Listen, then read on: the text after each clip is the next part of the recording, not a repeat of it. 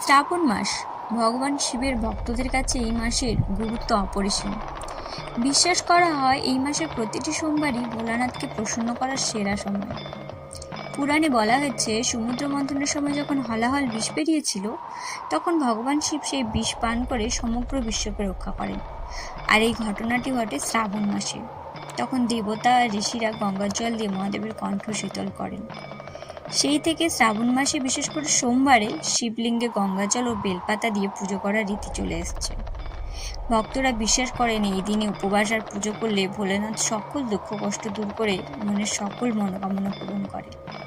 এছাড়া শ্রাবণের সোমবারে পুজো করলে কর্মক্ষেত্রে সাফল্য, আর্থিক উন্নতি আর মানসিক শান্তিও লাভ হয়। তাই শ্রাবণ মাসের প্রতিটি সোমবারই ভক্তদের কাছে এক বিশেষ ও পবিত্র দিন। ভোলে বাবার কাছে নিজের মনোবাসনা প্রকাশ করার এক সোনালী সুযোগ। জয় শিব শম্ভু।